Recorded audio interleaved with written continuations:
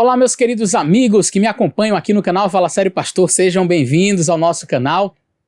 Hoje nós vamos fazer um vídeo bem interessante, nós vamos refutar a fala de um líder evangélico, um pastor aí conhecido, é o pastor Elias Soares, e ele diz que a doutrina aniquilacionista não tem apoio bíblico, e ele vai então tentar provar a sua doutrina da imortalidade da alma com base em um texto que, segundo ele até intitulou, eu estou até com um vídeo aqui na minha frente, ele diz assim: a passagem bíblica que travou os mortalistas, isto é, os aniquilacionistas. Será? Vamos então fazer uma análise desse vídeo. Eu gostaria de convidar você a acompanhar comigo com muita atenção e nós vamos ver aí as falhas desta interpretação do querido pastor Elias Soares. Fica com a gente até o final, tenho certeza que você vai gostar desse vídeo.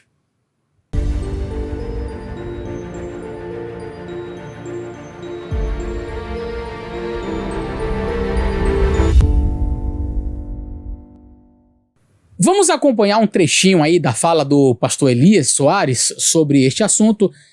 Nós vamos ouvi-lo falar algumas coisas e depois a gente comenta. Eu não posso vincular a imagem nem a voz dele aqui, porque o vídeo pode sair do ar. Então a gente vai tentar dar uma desfocada na imagem, na voz, mas apenas para que você ouça de fato o argumento que ele utiliza. Convidar vocês para pensarmos juntos, está na segunda carta de Pedro, capítulo 2, versículo de número 9. Está escrito assim: assim o Senhor sabe livrar da provação os piedosos e manter os injustos sob castigo para o dia do juízo. Olha só, ele está dizendo aqui que da mesma sorte que Deus sabe livrar da provação os piedosos, e esse livramento é um livramento para sempre, é uma salvação, né, que o Senhor dá aqui para os piedosos.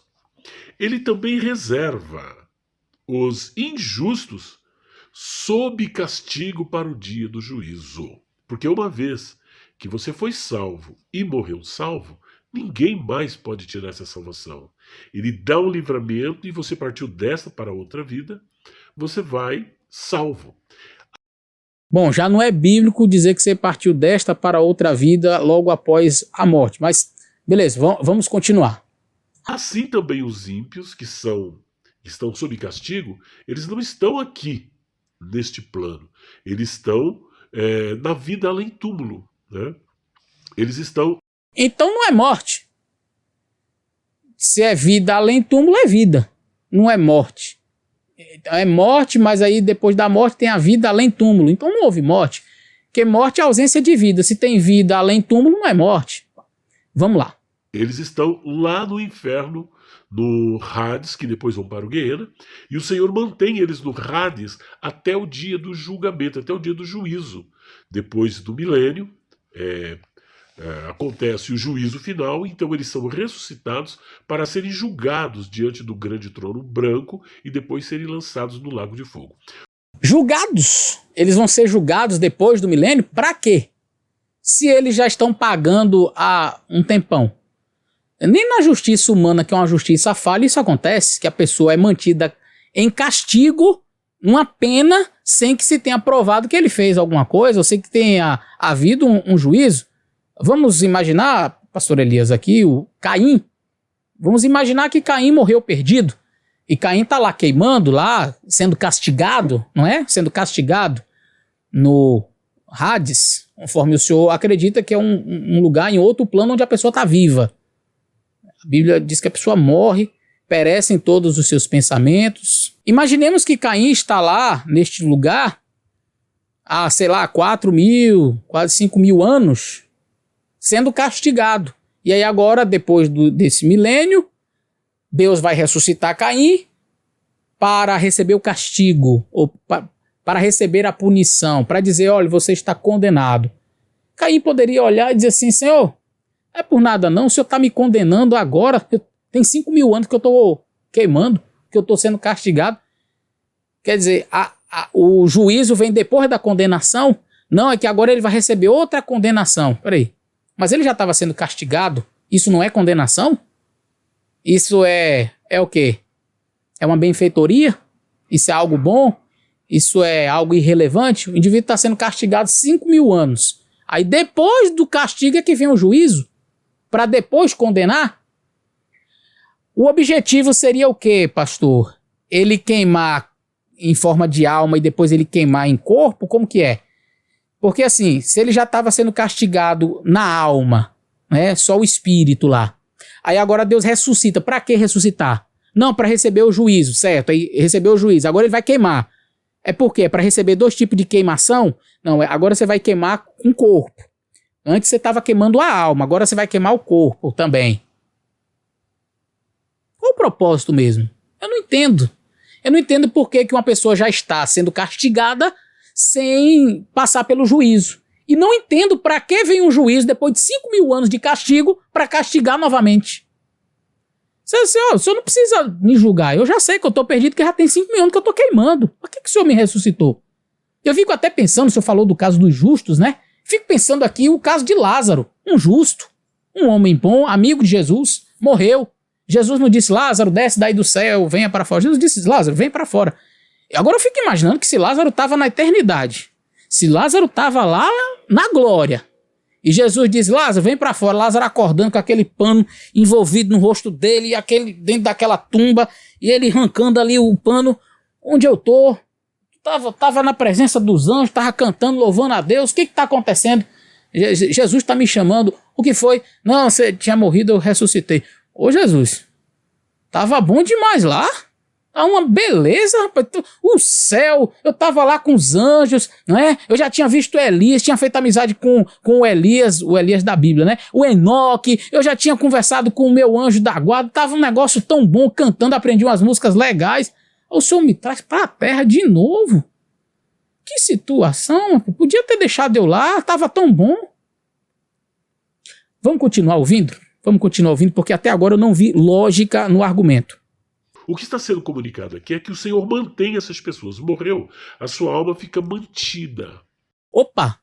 A sua alma fica mantida? Deixa eu pegar o texto, porque eu não vi essa parte, onde diz que a alma fica mantida.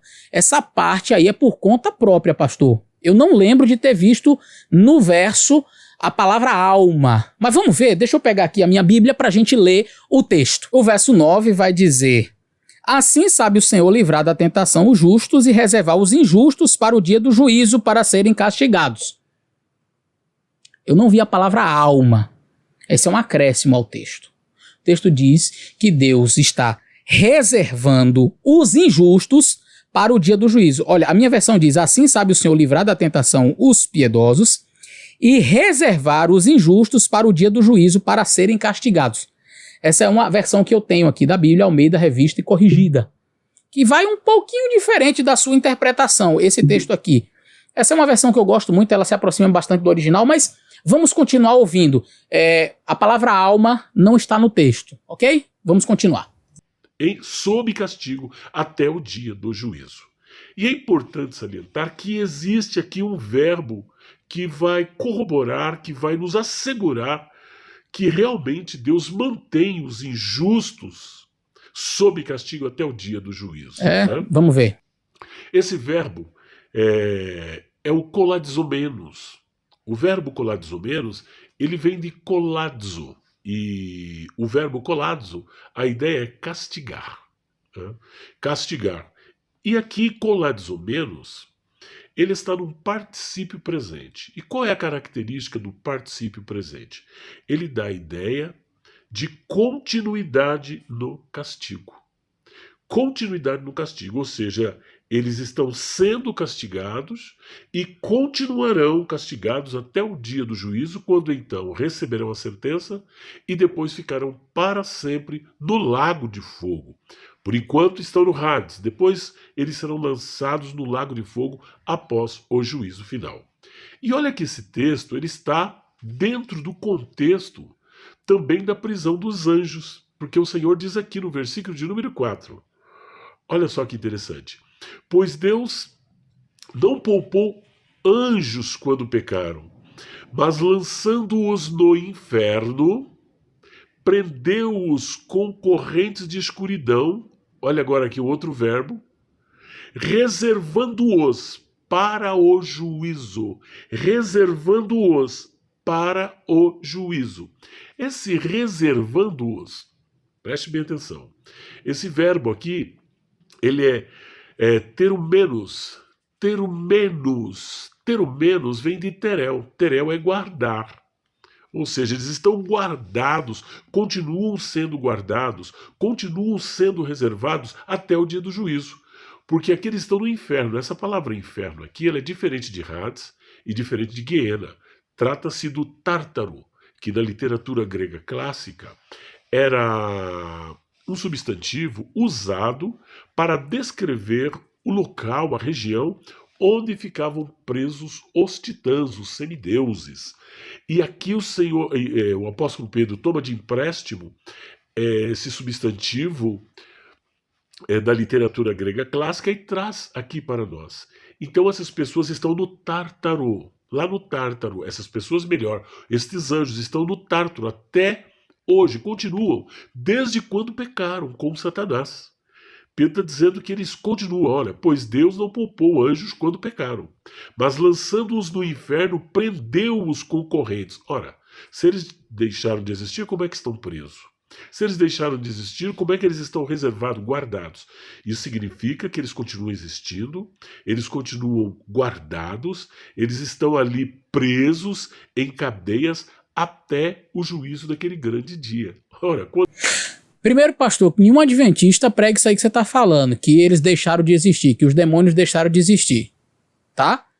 A pessoa que morre, ela morre, não fica viva após a morte, ela morre e ela vai ser ressuscitada quando Jesus voltar. E isso não é a doutrina do aniquilacionismo também, tá? A doutrina aniquilacionista não tem que ver com este sono da morte que nós adventistas ensinamos. A doutrina aniquilacionista tem que ver com o que vai acontecer depois do milênio, quando Jesus voltar e der a sentença de morte para os ímpios, e eles serão aniquilados, destruídos, mortos. Todos eles serão mortos, ok? Então, não é com essa morte que agora a pessoa morre, porque essa morte a Bíblia compara a um sono. A pessoa está ali, ela não tem mais parte alguma daquilo que acontece debaixo do sol, e eu já ouvi a sua explicação acerca deste tema, fazendo uma análise de Eclesiastes, enfim, eu discordo completamente desta análise, mas porque a gente vê, Salmo diz que os mortos não louvam a Deus. Ora, se a pessoa morreu, segundo você, foi para o céu, era um justo, ele tinha que estar fazendo o que lá no céu, não era louvando a Deus? Ou eles são proibidos de louvar a Deus lá? Os mortos não louvam a Deus. E existem muitos outros versos na palavra do Senhor que diz que a pessoa que peca morre. Ezequiel, por exemplo, diz: a alma que pecar, essa morrerá. Mas segundo o Senhor, a alma não morre. A alma da pessoa está lá no Tártaro e junto com os anjos que estão aprisionados para a volta de Jesus, para o dia do juízo. Nós não acreditamos que os anjos deixaram de existir.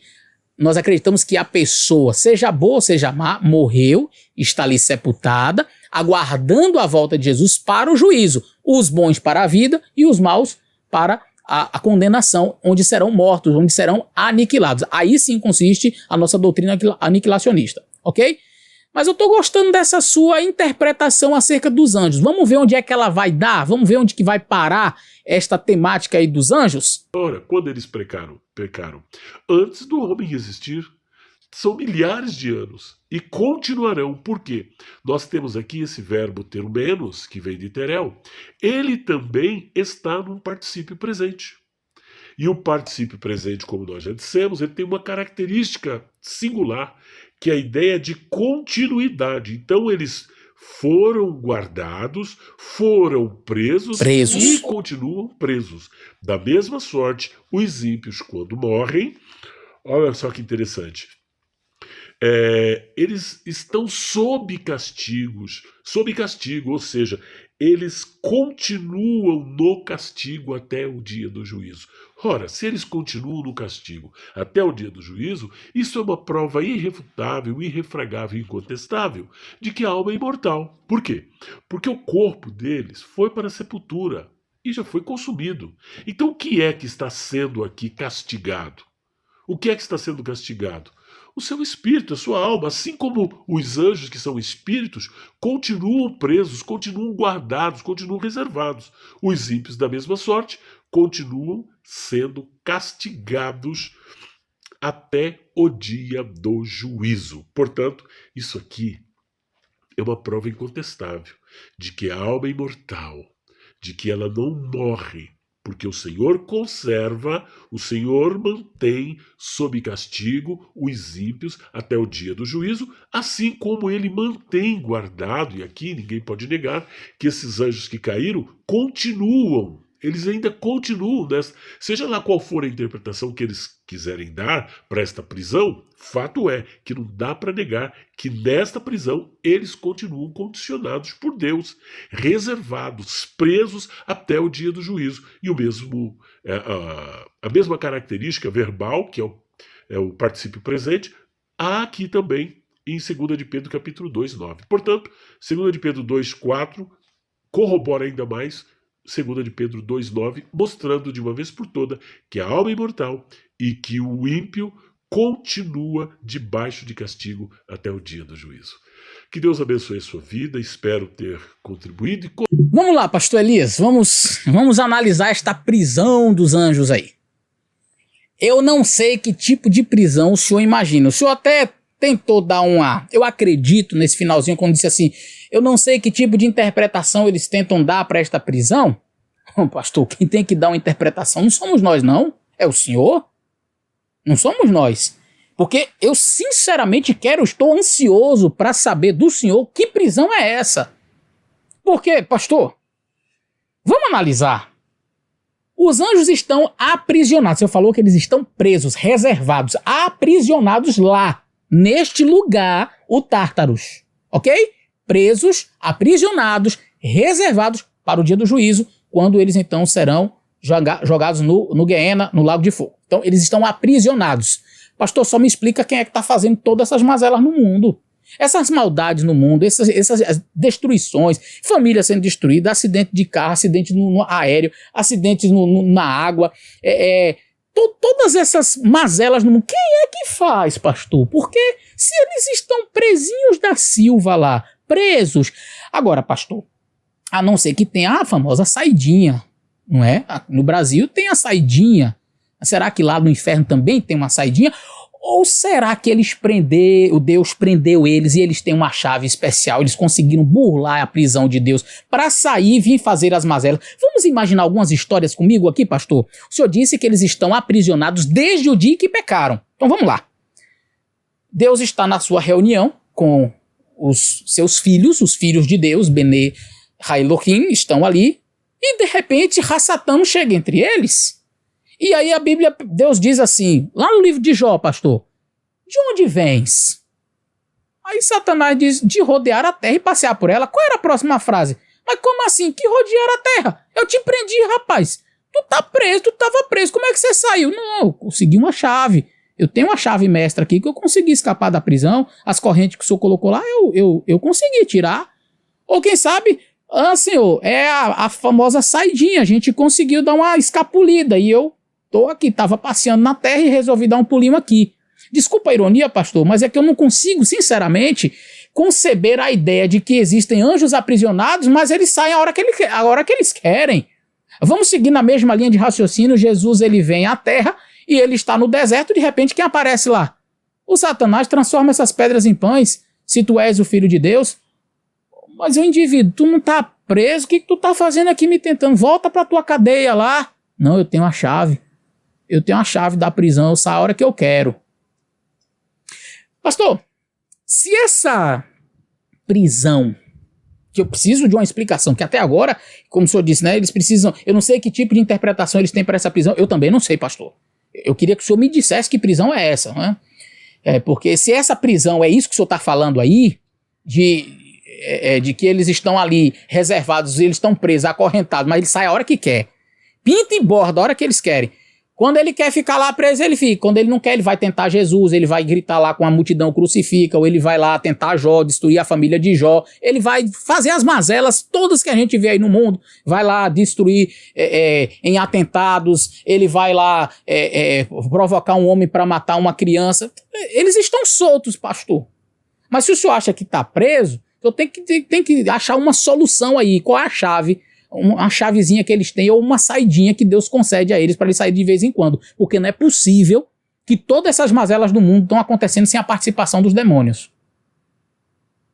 E não é possível que a Bíblia esteja mentindo quando diz que Satanás foi na presença de Deus, foi tentar Jesus. A gente vê a atuação do mal constantemente, pastor. Então, que prisão é essa? Agora, pastor, seguindo essa mesma linha de raciocínio do Senhor, se os anjos eles saem desta prisão, preste bem atenção no que eu estou dizendo aqui agora. Se esta prisão, e você disse no seu vídeo que a prisão dos anjos ela é a mesma, está aí no vídeo, o senhor disse que da mesma forma como os anjos estão aprisionados e reservados, sendo castigados para o dia do juízo, os ímpios estão ali também. Se os anjos saem, então os ímpios também saem, ou não? Por que só um pode sair e o outro não pode? Aí, pastor, eu começo já a me questionar.